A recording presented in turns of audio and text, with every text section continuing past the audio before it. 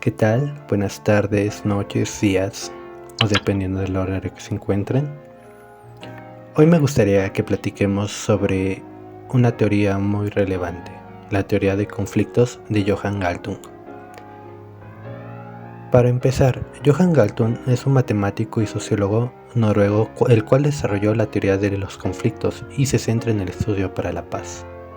Cuando hablamos de conflicto, en su relación con las interacciones en la sociedad es inherente el pensar que estos siempre están presentes, que el conflicto nos plantea una problemática. Pero esto no es necesariamente negativo, es importante mencionar que el conflicto nos moviliza a un cambio, a resolver la problemática, lo cual puede resultar en una transformación o una evolución tanto personal como social. Sin embargo, en ocasiones un conflicto puede llevarnos a formas violentas de resolverlo, como lo hemos visto en la historia de la humanidad o inclusive en nuestra propia historia. Tan solo recuerde la última vez que le gritó a otra persona cuando sintió ira.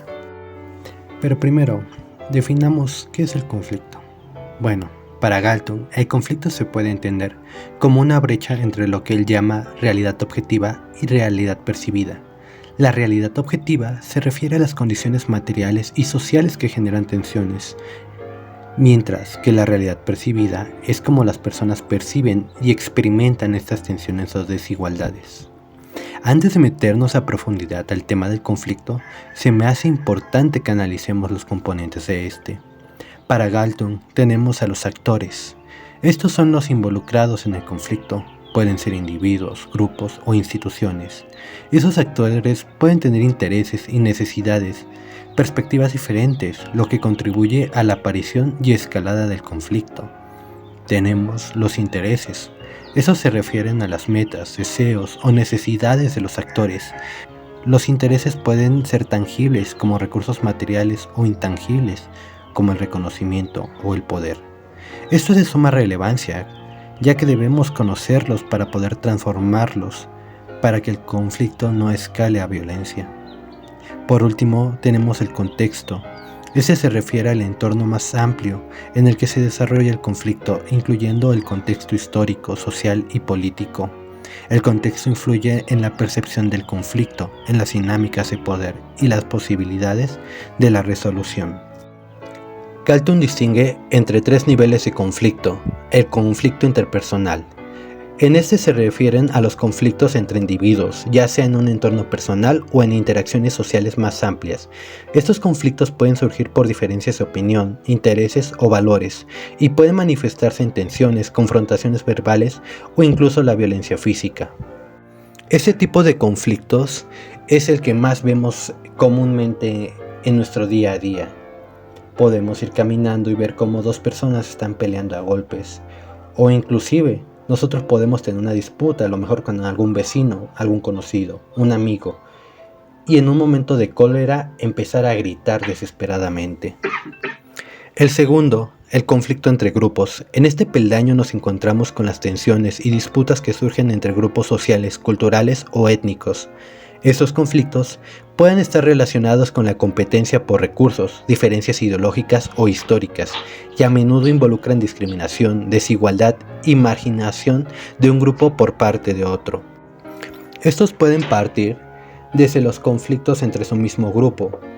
Posiblemente se ha encontrado con algún grupo que empezó a agredir o atacar a otro grupo o a una persona en específico, pero también se puede ver en una escala más grande. Un ejemplo claro de ello es el racismo que existió y sigue existiendo en diversos países, menospreciando y poniendo limitantes a otros grupos. Por último, nos encontramos con el conflicto estructural.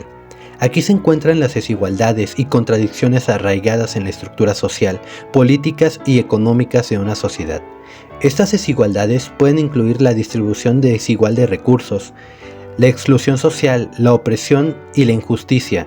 Galtung sostiene que este tipo de conflicto es el más profundo y persiste en su resolución de estructuras.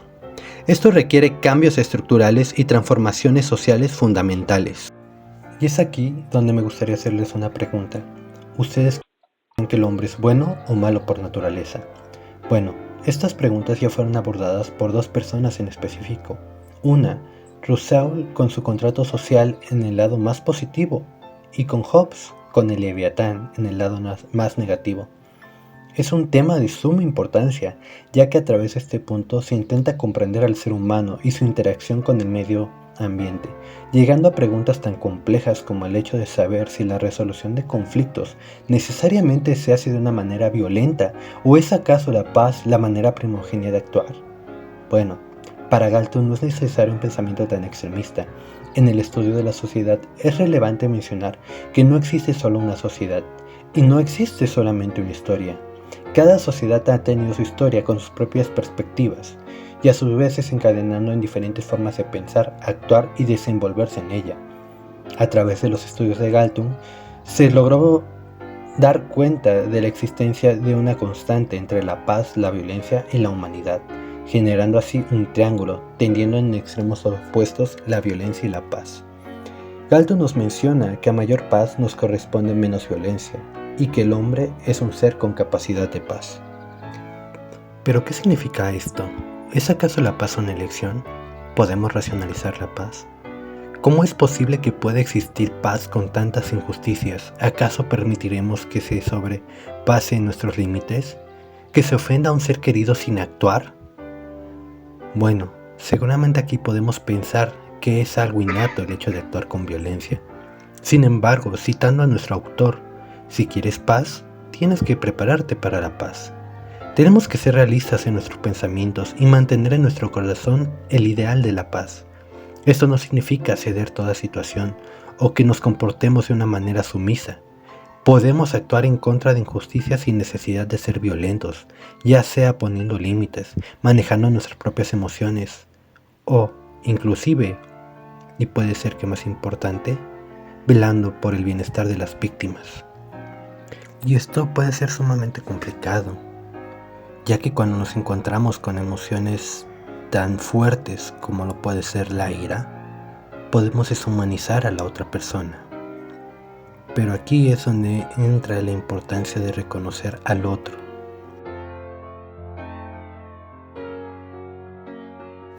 Galton nos menciona en su enfoque triádico del conflicto que existen tres tipos principales de violencia. La violencia directa se refiere a la violencia física y a las acciones visibles que causan daño o destrucción. Ese tipo de violencia es fácilmente identificable, como los actos de guerra, el terrorismo o la violencia interpersonal. En segundo lugar, nos encontramos con la violencia estructural. Esa se refiere a las estructuras sociales, políticas y económicas que generan desigualdades y perpetúan la opresión. Esas estructuras pueden incluir la pobreza, la discriminación, la exclusión social y las políticas injustas. Hay que tener en cuenta que la violencia estructural es más sutil y puede ser difícil de identificar, ya que en esta está arraigada en las instituciones y las relaciones de poder. Y por último nos encontramos con la violencia cultural. Esa se refiere a las normas, creencias, símbolos y discursos que justifican o legitimizan la violencia directa y estructural. La violencia cultural puede manifestarse a través de estereotipos, prejuicios, propaganda y discursos de odio que perpetúan el conflicto y desigualdad. Sin embargo, como mencionábamos, el conflicto no es igual a violencia. Para Galton, el conflicto es una crisis y una oportunidad. Es un hecho natural, estructural y permanente en el ser humano. Es una situación de objetivos incompatibles. El conflicto no se soluciona, se transforma. Con esto podemos pensar entonces que el conflicto, al estar siempre presente en nuestra sociedad y llevarnos a una oportunidad de cambio, se requiere no solo de la pasión en el corazón para afrontarlo, sino de un estudio, de una forma racional de abordarlo. No existe camino para la paz. La paz es el camino. Es aquí donde cobra relevancia el hecho de que la paz, en lugar de ser un ideal distante, es una manera de vivir. No es necesario actuar de una forma violenta. Cuando agredimos a otros, solo generamos en ellos emociones que pueden hacerlos actuar de forma violenta. El fuego no se puede apagar con más fuego. La base epistemológica del proyecto de la paz con medios pacíficos está centrada fundamentalmente en el esfuerzo de hacer inteligible una idea antropológica de la paz, transformándola en un concepto teórico de paz. Históricamente tenemos 3 etapas acumulativas por las que transcurren estos esfuerzos. La primera, la paz negativa y los estudios científicos para la guerra. La ausencia de violencia directa o guerra, según esta perspectiva, la paz se logra cuando se evitan los enfrentamientos violentos o las confrontaciones armadas. En el segundo lugar tenemos la paz positiva y los estudios sobre la cooperación al desarrollo, desarme y refugiados. Paz positiva, según Galtung, va más allá de la mera ausencia de guerra. Implica la construcción de relaciones sociales justas y equitativas, la promoción del desarrollo humano sostenible, la protección de los derechos humanos y la resolución de conflictos de manera no violenta. En resumen, se trata de crear condiciones para una convivencia pacífica y armoniosa. Y en último lugar tenemos la paz cultural y la cultura de la paz. La paz cultural, según Galtung, se refiere al respeto y reconocimiento de la diversidad cultural, así como la promoción del diálogo intercultural. Galtung destaca el entendimiento y la tolerancia entre diferentes culturas. Son fundamentales para la construcción de la paz. La paz cultural implica superar los prejuicios, estereotipos y discriminaciones que puedan surgir de la falta de comprensión entre distintos grupos culturales. La cultura de la paz se relaciona con valores, actitudes y prácticas que fomentan la convivencia pacífica. Implica promover el respeto de los derechos humanos, la igualdad de género, la justicia social, la no violencia, la resolución pacífica de los conflictos. Galtung considera que la cultura de la paz es fundamental para prevenir la violencia y construir una sociedad más armoniosa y justa.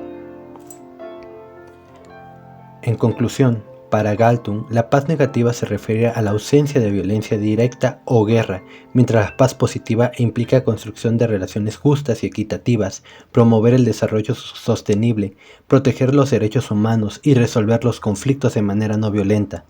Los estudios científicos para la guerra se enfocan en analizar los conflictos y dinámicas de la guerra, mientras que los estudios sobre la cooperación al desarrollo, desarme y refugiados buscan promover estrategias y políticas para fomentar la paz positiva. Por otro lado, la paz cultural implica el respeto y la comprensión intercultural, mientras que la cultura para la paz promueve los valores y prácticas que contribuyen a la convivencia pacífica y justa.